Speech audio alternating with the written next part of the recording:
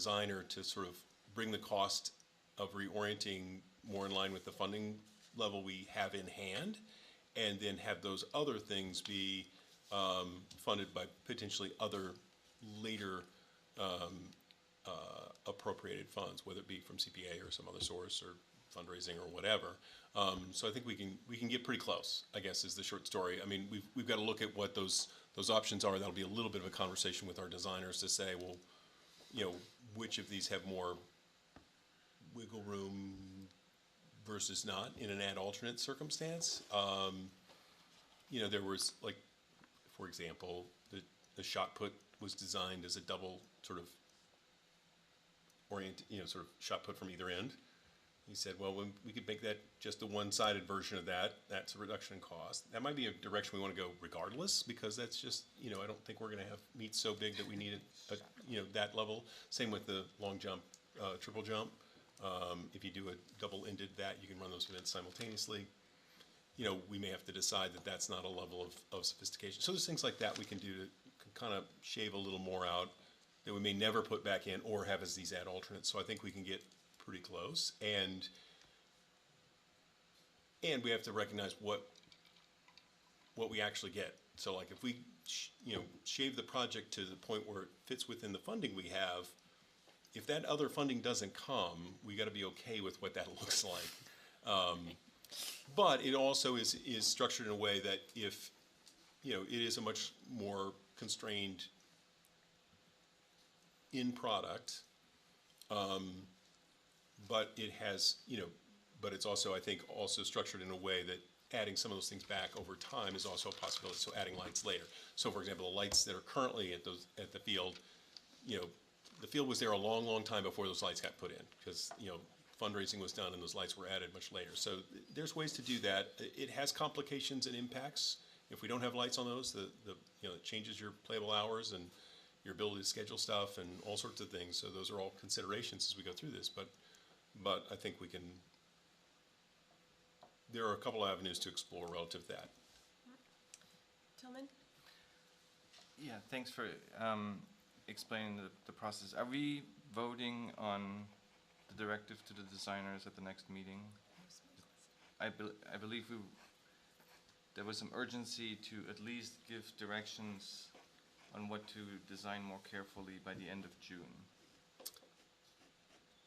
Yeah, I think that, you know, it probably can be done by consensus to some extent. We may not have enough, you know, but I think and I think this is a bit of an iterative process with, you know, with the designers a little bit about, all right, well, what are the things that kind of fall in this category of an ad alternate? What makes some sense? Can we get to a number that fits what we know we have in hand for resource?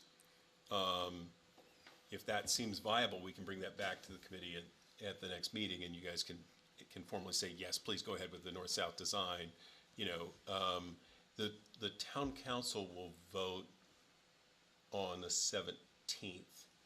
If they don't remove restrictions, we're somewhat compelled to either do the simplest version or to do the other one. So we have to do the north-south reorientation, because to use the funding that gets us up to 3.4 or so million may require us to do a north-south orientation. So, may I follow up? Yep. My point is that, yes, by the next meeting we will know that information, and I think we should have that on the agenda to decide, like, what we're telling the designers to do. Yeah. I also want to quickly report that I presented this to Leverett Select Board, and it wasn't clear that there was a process around the schedule of the CPA funding, which is very slow. So the only help that Leverett could provide would be much later. But the community input at the meeting was that there was a sense that we want to make sure that we do it right and not just cheat. Yeah, and I will say that when I last spoke to Leverett regarding CPA, you know, more specific design was one concern, and the other was about, you know, conversation about the surface of the field, you know, and I think that's been true in all of the communities when talking to CPAs. The more specific the product we're trying to ask funding for, the better. That gives them much more confidence, like, oh, this is what we're buying with this money. It's not too nebulous. And when we say surface, just for clarification, it's grass. Right. They just want to make sure that it's with proper drainage. Right. So it That's wasn't correct. about the material of the surface, it was about the Just to say that I think Short- that circuit even back. in 2 weeks, and whatever council can do before then, if we decide to proceed with, tell the designer, go for the reorientation, it's still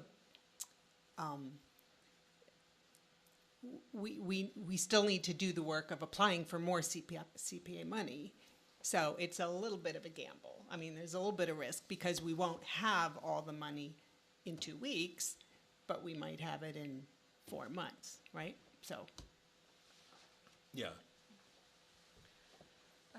Bridget? So I just want to see if I understand, because I feel like I lost something somewhere. We have 1.7 million in hand right now, which could do 1B. The committee today recommended, and the CPA committee recommended, to add 800,000 back, or to take the restrictions off the 800,000. So that takes up to 2.5 million. Does that cover anything? There's another 900,000 in free cash that's But, right. solely under the control of the, Right. right. So Wait, just give me 1 second, because I'm trying to understand. So, but the free cash, the finance committee voted against using it unless we reorient it. But if we get it back and they say yes, that's 3.4 million. Does that get us to 3C? that's where the idea of taking some aspects of the project, so if you look at the details of the 4.23 million and you look at the line items on that, there are certain line items that could be what they call add alternates. In other words, they could be pulled out from the base request for bids and be additional alternates that could be added in as a change if funding was available. Okay, I just want to be clear, because maybe my numbers are wrong, but I think that's $750,000 to get to 3C still. Is Yeah, that correct? right. And do you think there's that much value engineering Well, or that much community goodwill? Is that that's a what little we've gotta- roll of the dice? That's what we've got to look at a little more closely. I mean, like I said, the lighting's 500,000. All right, so I did That's one item, understand and then it. there's Okay. some other pieces that we might be able to do. So there's a conversation about fencing, and there were a lot of different pieces. So that's where we got to talk to the designers a little bit to parse out those pieces and see if we can get to that number of 750. Because they said they needed to know by the end of June whether we had the money in hand or not, right? Did I We misunderstand just that? have to tell them which to do. Oh, It's our gamble whether we have the money. There's also can't go out to if bid. it can't go Right. Right. But if you have your base project, and then you can have the add alternates. So if we have to do this, and then if we have this much money, we can add this in, and then if we have this much money, we can add this back in. Okay. So from a construction standpoint, I don't see any problem with it. Okay, Right. all right, good. Yeah, and I think the key thing for the designer is to have the direction, literally and figuratively, from us, for them to do the design, because it sets in motion for them the kind of permitting that they need to go through and that process that they need to go through. And that doesn't change whether we put lights on or don't put lights on, or we put a fence in or we don't put a fence in, because that reorientation, what physical space is being used, how it drains, where the track sits, how it drains, all that stuff is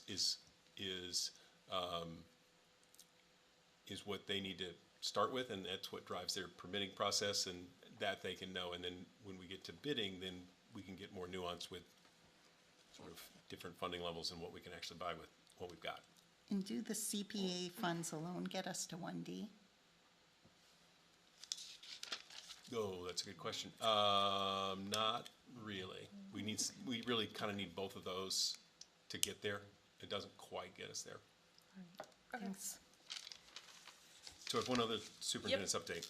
So talking about new superintendent onboarding, I had a nice conversation with Dr. Herman last week. Debbie Westmoreland and I met. We talked about a variety of things in getting ready to get her started and getting her off on a trajectory of success. And there are a few things we're putting together internally to prepare that we can do. She's scheduling meetings with directors and principals over the first few weeks to have conversations. We'll be putting some sort of contact stuff together for her to, and doing introductions with folks, that kind of thing. So we've started that process, and we're, there's a piece of this that she's got to be a real participant in and wants to be a real participant in, and also understands what we know and is appreciative and interested in what we have to share. And we're thinking about sort of structured ways to do this that make some sense, and she's got some ideas about that as well. So we're well in process, and we're going to continue to sort of build that initial piece together.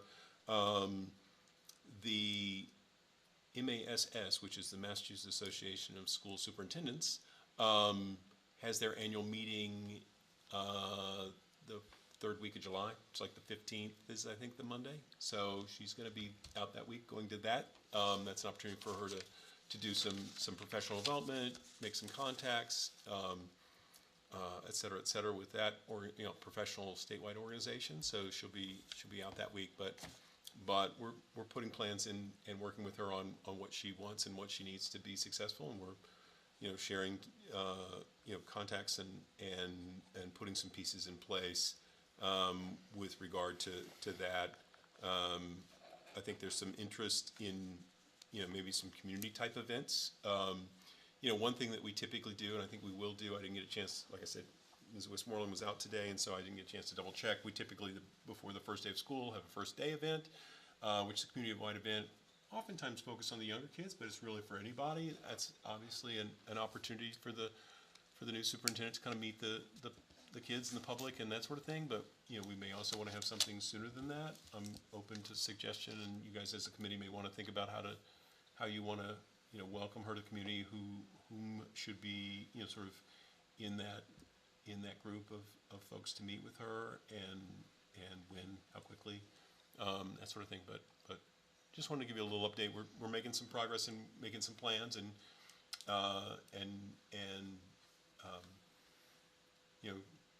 trying to sort of put some pieces together that are functional, available, and ready for her when she's ready for them. So I think I'll stop there and ask any questions. Jennifer? Okay, I have 3 questions for Doug. Hopefully they will be quick. First, something I've always wondered about is regarding high school graduation.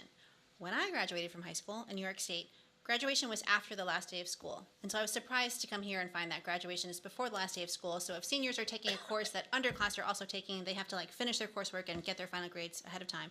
But also, how does that fit with the 180 days thing? There's an exception in the law for seniors in high school. Thank you. Perfect. Okay, next thing. I read in the Gazette that the regional district's receiving $600,000 from the EPA's Clean School Bus program. For electric buses. Yes, I believe we did get a new award for, I think we just got, Rupert was talking about this today. Actually, we did get another grant for 3 more electric buses. Excellent. I will dampen expectations around this. So the current program we have, the bus has been on order for about a year, and it is now, it was supposed to arrive in May or June, is now expected to come in November, or October or November. So the wait time on that, and also the wait time on infrastructure for charging, really long. So we're fortunate to get the grant. We're happy to get the grant. We're excited to move in that direction, and it is a trajectory we've been on for a while. And it may be a while before we actually see them. So I want to make sure people are understanding of that piece of that. Great, but we have the funds for it. Great. Okay, last question. So I know we're still waiting on the Amherst Town Council to vote on on the 6% budget, but I did hear that the Finance Committee is recommending getting us the 6% via a one-time gift. And so I know you're probably going to tell us that you still don't know what cuts are going to have to be made, but most of the public comment we received about the budget cuts was about world languages and restorative justice. Do you yet know if those 2 programs are going to be impacted?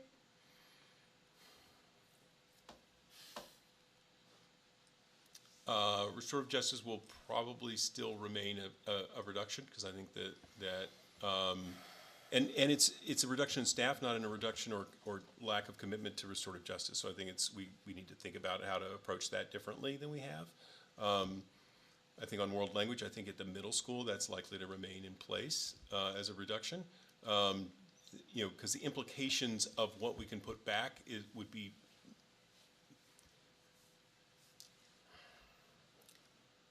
we can't restore all of it, and you can't restore part of it. We can't afford to restore all of it, and we can't logistically restore part of it. The other thing I'll point out, just as a little tidbit of information, so I was talking with some administration about this, and so with the proposed change to alternate days, essentially for 2 years in the in the middle school, the contact hours for that total more than the level 1 course at the high school. So in the high school, you take a level 1 course for a semester. I think it's like, I don't want to quote the hours. It's X number of hours. With the reduction at the middle school level, doing it for, you know, over 7th grade and 8th grade, the total time on learning in the building is still more than what the high school does for their level 1 class. So as far as ability to learn the language, the total hours with teacher and contact is still more than what the high school does as far as the actual, you know, time on learning. So it's you know, it's actually more difficult to take the level 1 class at the high school level. It's a faster pace because there's less contact hours in the classroom. But, okay, but It's less time than they have in the current schedule, and it's still more than what you have if you were to take level 1 in the high school level. So But you can you're still get to level 2 if you know, it is possible to be at level 2 in 9th grade if you take it in 7th English, you know, a foreign language in both 7th and 8th grade. I'm confused, because I thought that was the big impact of the cut, was that you weren't gonna be able to do that. That's what that was suggested by the teaching staff that came and spoke. The administrators who looked at the schedule went back and tallied it up and looked at the sort of hours of contact, and it will be more difficult and the pacing will be different, but the hours available for instruction are still greater at the middle school level over a 2-year period. Okay, So I think it's still, you know, we're able to support kids and be able to get to level 2. It's a matter of, you know, pacing the curriculum to be at the right place so that when they get to 9th grade, they can take that level 2 class. okay, thank you, that's good news, thank you. Yeah, yeah. And I think there's still, you know, wrinkles of other things we're working through as far as schedules and implications. And I think, you know, back to the restorative justice piece and the deans, you know, I think yeah, it's a difficult cut. It really is, because, I mean, we like the people that do that work, and we like the work that they do, and I think that we have to really be thoughtful about how we approach that and how we, you know, try to implement that in our buildings moving forward. And I think it can be done. It won't be the same as what it was, and I think that's, you know, when we look at some of the other things like ability to, you know, restore guidance staff, you know, to the high school, support the guidance and you know, the counseling staff at the middle school, ways in which we might support, you know, the prep academy work and those kind of things. It's just, you know, it's a bit of a tough choice either way.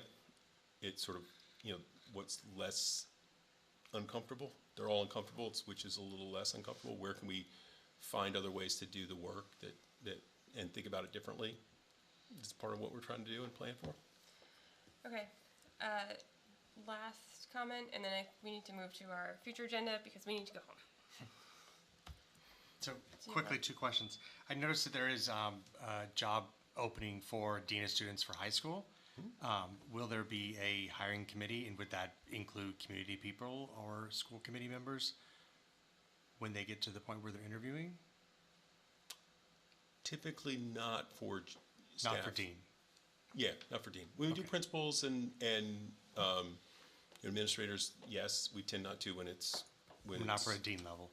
Yeah. And then my next question is there been I know you were going to be hiring for a middle school principal. What's the status of that? So we'll you know we'll start that this year. During the year, we have a plan in place for the coming year. We've got an assistant principal position. We're gonna. That's what I meant, the assistant Oh, principal assistant position. principal. We're in would that- process. I don't Because I know. haven't seen it posted, so I was just curious. So assistant principal has been posted. I don't know if it's closed or if it's closing soon as far as applications are concerned. We'll take a fairly thoughtful approach. We don't want to take forever either, so we're going to try to strike a good balance there and try to have somebody in place. But I think the idea is that we'll hopefully be able to have something in place kind of. Just quickly, is well there ahead of going to the be school an interview committee? And will that include community people and school committee members for that position? No, I don't believe so. Okay, and who will be hiring that position? Is that superintendent? Is that, because there's not a building principal? Well, there's the interim principal. The interim, so the interim He'll principal. be involved would in it, he- okay, and make the I think decision? that actually, we were having a conversation with him and HR staff today. We were talking about this a little bit, thinking about sort of who and what kind of form the sort of committee to think through. And there's a screening group, and then there'll be an interview group, and we want to be thoughtful about inclusion of who and what in that. I don't think there's expectation of like I say, school committee or outside for those. That was not my expectation. I could be wrong, so I don't want to say it's not, but it's likely we'll probably do that with staff and try to get a variety of inputs. It won't be exclusively like all directors or something like that. We're going to have a So mix the of folks. interim principal for next year will be the decision maker in that hiring, in that position, or will it be the superintendent? Well, some of it's a matter of timing. So if it's before Dr. Herman gets here, it'll be the principal. It's technically the principal's Right. choice, much like they do all the teaching staff. And with any new hire of professional staff, the superintendent always does a short interview as well, a final sort of sign off. I've done that with all the teaching staff we've been hiring and interviewing this spring, so there'll be that. So if it happens before the end of June, it'll be me that looks and has a conversation with that person. And then if we don't do that always with an internal candidate, if it's external candidate, then we often do just to get to know them, answer any questions, get a sense of that. Usually at that point, there's not reason for the superintendent to say no to a particular choice. I will say in the history of superintendents doing this, that has happened, but it's very, very rare. Usually, recommendation of the committee and then the decision by the principal is usually the sort of primary steps involved, and then the superintendent does do a final sort of check-in and confirmation. Thank you. Okay. Future agenda planning. Tillman. As I said, it's critical that we talk about the track. And I apologize that for the next meeting, I will not be here because I'm at a professional conference in Oregon. And because of the 3-hour time difference, there's a session that I'm chairing that overlaps with the school committee. So I kindly ask that we put the track towards the end of the agenda so I Okay. can join remotely by then. Okay.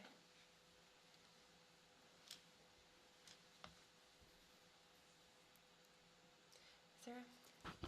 So that next meeting will be June 25th, yes? That's when we're going to have, I think, a joint meeting with all the committees and hear or present or approve or whatever the summative assessments for the I think they are staggered meetings, but yes. staggered, well, that evening? Yeah, one then the other. Okay, all right. And I felt there was already some other things on the agenda, don't recall. That's, yeah, if you have more things. I think we're gonna end up having a fairly full agenda just because it's the last one for the very end. Okay, Yeah, there'll be some, we'll do some budget adjustments to close out the year. Right. That'll be one thing we'll do. Trying to think if there's anything else kind of that sort. There might be one other thing like that we do. Maybe the budget, I mean, the 23. Do we have Audit. policy stuff? We might have the 23 audit if it's available for Idea. the region, but There's like, well, there's time to, if you think of anything else, send me an email, let me know. All right, I move to adjourn the region. Second? excellent. All in favor? We are adjourned.